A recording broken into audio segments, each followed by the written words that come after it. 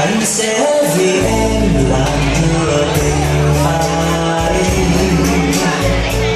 anh sẽ có mây ghé thành lâu đài.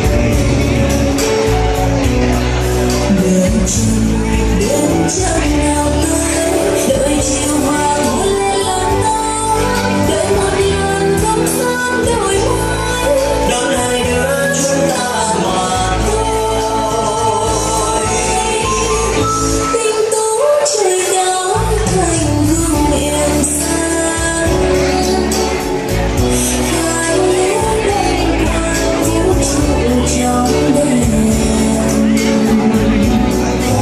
Hầu về cao sang quyền quý, đẹp nụ cười quân phương vui, và lâu đài mang tên tình ái, đón hai đứa chúng ta mà thôi.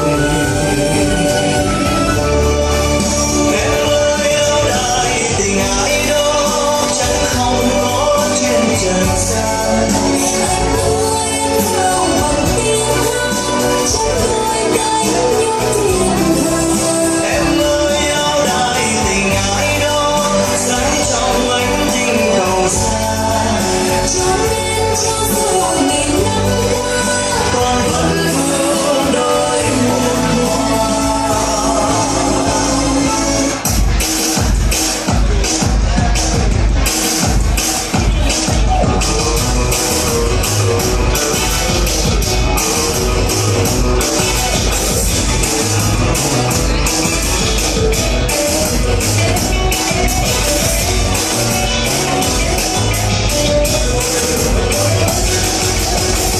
Mới có bao nhiêu 60 năm cuộc đời, 20 năm đầu sung sướng không bao lâu, 20 năm sau sự vượt cao bởi đời 20 năm mới là bao.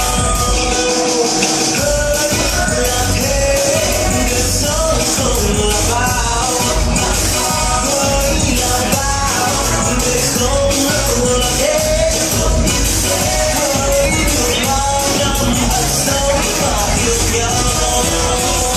Em ơi có bao nhiêu 60 năm cuộc đời, khi xa rồi anh biết yêu thương em, đến khi yêu nhau cho đời em ơi ta sống là bao. Hơn là thế để sống không là bao, hơn là bao để không lâu là thế. Bao năm hãy sống mà yêu nhau. Em ơi có bao nhiêu 60 năm cuộc đời, khi xa nhau rồi anh biết yêu thương em, đến khi yêu nhau cho đời em ơi ta sống là bao. Đến khi yêu nhau cho đời em ơi ta sống là bao.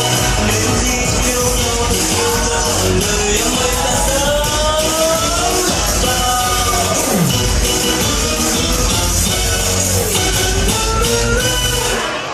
Vâng, xin cảm ơn Trần Miền.